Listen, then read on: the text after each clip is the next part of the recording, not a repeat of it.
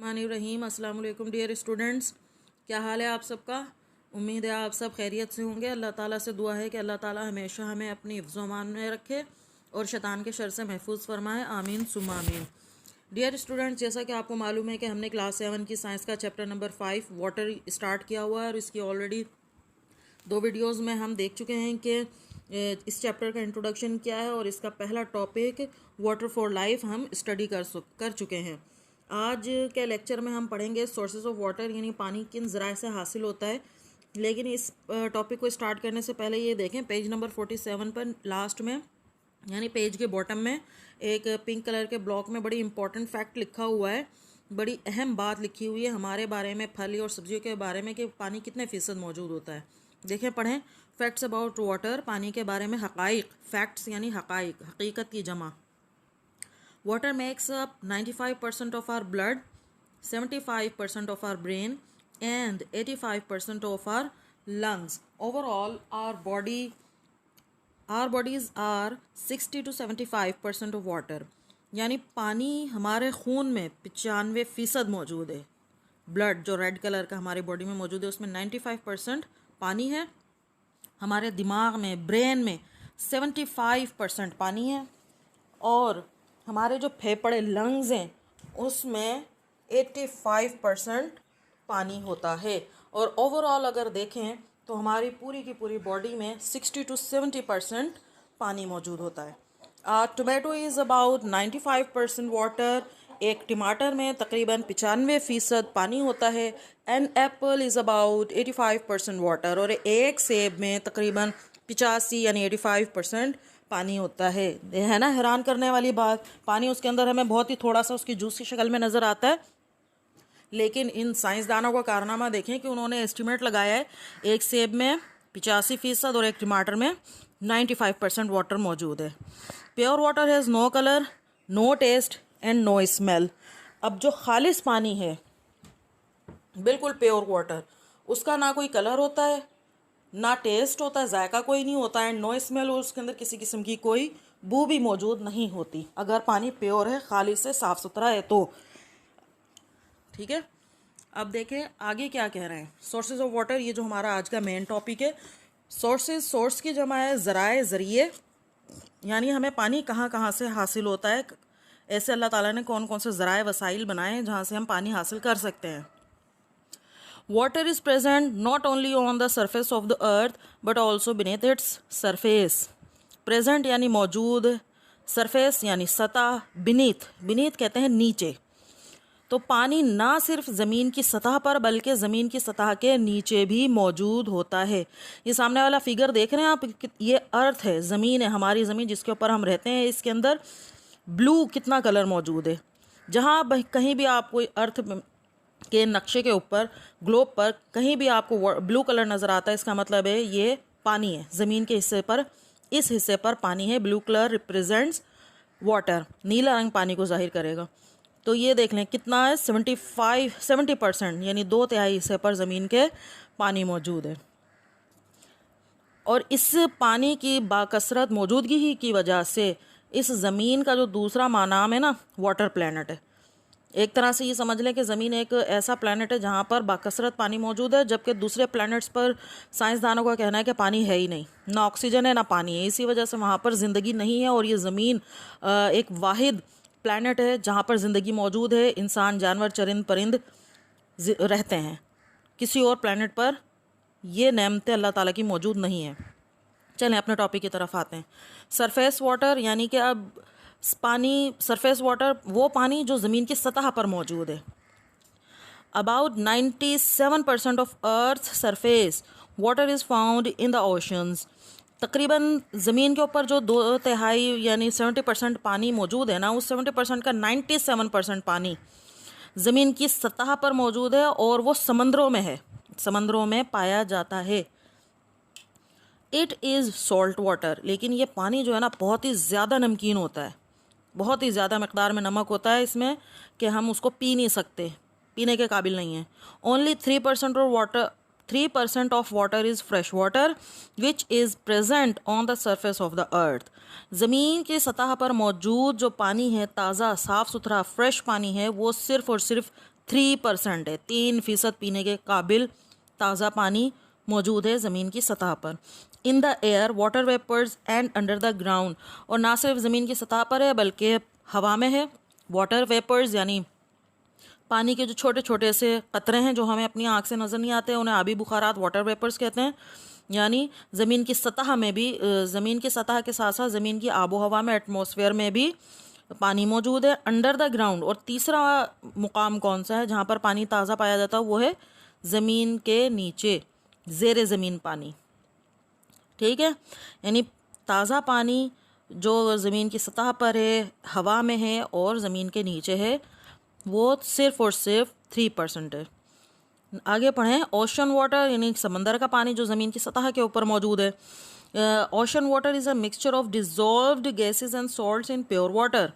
यानी क्या है, समंदर का पानी एक मिक्सचर है। किस चीज़ का मिक्सचर है? डिज़ोल्व्ड गैसेस का, हल शुदा गैसेस का। यानी कि समंदर के पानी में काफ़ी सारी गैसेस मौजूद होती हैं और वो सारी की सारी समंदर के पानी में डिज़ोल्व्ड है, हल शुदा हैं। और एंड सॉल्ट्स और नमकियात मौजूद होते हैं खालिस पानी में। अब वो खालिस पानी नहीं ना रहा समंदर का, क्योंकि उसके अंदर गैसेस भी हैं और सॉल्ट्स भी हैं, पीने के काबिल नहीं रहा अब वो। The major dissolved gases in ocean water are nitrogen, oxygen and carbon dioxide gas, carbon dioxide. अब जो मेजर डिजॉल्व्ड गैसेस हैं, यानी ज़्यादातर या बड़ी बड़ी या बुनियादी गैसेस जो समंदर के पानी में मिक्स हुई हुई हैं, हल हुई हुई हैं, वो है नाइट्रोजन, ऑक्सीजन और कार्बन डाइऑक्साइड। यानी जितनी ज़्यादा उसके अंदर गैसेस है, उसमें जो सबसे ज़्यादा गैसेस हैं जो वो नाइट्रोजन, ऑक्सीजन और कार्बन डाइऑक्साइड है। इन तीनों गैसेस की मिकदार दूसरी गैसेस की मिकदार के मुकाबले में ज़्यादा है।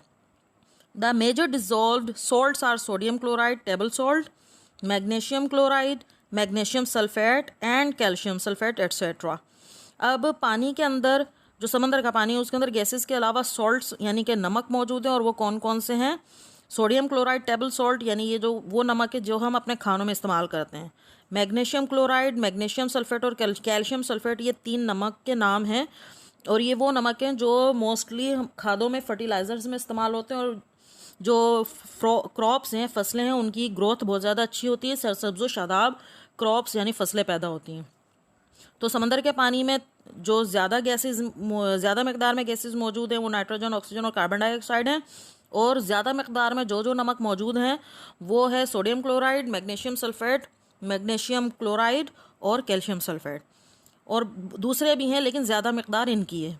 Sodium chloride is the most abundant salt in ocean water. अब समंदर के पानी में जो बाकसरत, एबंडेंट का मतलब है बाकसरत, बहुत ज़्यादा मकदार में मौजूद है, वो है सोडियम क्लोराइड नमक। ये वो नमक है जो हम खाना में इस्तेमाल करते हैं। Ocean water is unusable for drinking. अब जो समंदर का पानी है वो पीने के लिए इस्तेमाल के काबिल नहीं है, बिल्कुल भी अनयूजेबल है, हम पीने के लिए इस्तेमाल ही नहीं कर सकते। बिकॉज ऑफ सॉल्ट्स, इन नमकियात की वजह से नमक इतना ज़्यादा है कि वो पीने के काबिल नहीं है। Some countries like Saudi Arabia, Kuwait etcetera remove salt from the ocean water to make it drinkable. अब इस दुनिया में कुछ ऐसे ममालिक हैं जैसे कि सऊदी अरबिया, कुवैत वगैरह, जो कि समंदर के पानी में से इन नमकियात को रिमूव कर देते हैं। एक ख़ास प्रोसेस से समंदर के पानी को गुजार कर नमक को अलहदा कर देते हैं और खालिस पानी जो कि पीने के काबिल होता है उसे हासिल कर लेते हैं। और जो समंदर का पानी है वो ड्रिंकेबल यानी पीने के काबिल बन जाता है, क्योंकि उसमें से नमकियात अलहदा हो जाते हैं। फ्रेश वाटर, ज़मीन की सतह पर मौजूद एक तो समंदर ओशन वाटर है और दूसरा है fresh water. Most of the fresh water is frozen. ज़्यादातर जो ताज़ा पानी है वो फ्रोज़न है, जमा हुआ है, बर्फ़ बनी हुई है। किस तरह, आगे देखते हैं। The frozen water is found in mountains in the form of glaciers. जो जमा हुआ पानी है, फ्रोज़न वाटर है, वो पहाड़ों में मौजूद है। और किस शक्ल में है? ग्लेशियर की शक्ल में, यानी कि बर्फ़ के जो बड़े बड़े पहाड़ हैं उनको ग्लेशियर कहते हैं। और ये बर्फ़ क्या है? जमा हुआ पानी। स्नो यानी कुदरती बर्फ़, स्नो कहते हैं कुदरती बर्फ़, एक्यूमुलेट्स, जमा होती रहती year after year to form ice sheets. अब ये जो कुदरती बर्फ़ है, यानी इन पहाड़ों के ऊपर अल्लाह ताला की तरफ से, कुदरत की तरफ से बर्फ़बारी होती है, बर्फ़ गिरती है उन पहाड़ों पर, और साल हा साल ये कुदरती बर्फ़ जमा होती रहती है और तहबा तह बर्फ़ की शीट्स बनती जाती हैं, तहें बनती जाती हैं बर्फ़ की। These ice sheets are called glaciers. अब ये जो कुदरती बर्फ़ की तहें बनती हैं साल हर साल, इन्हें ग्लेशियर्स कहते हैं। ग्लेशियर्स आप आसान अल्फाज में समझ लें कि बर्फ़ के पहाड़ हैं। Fresh water is also found in streams.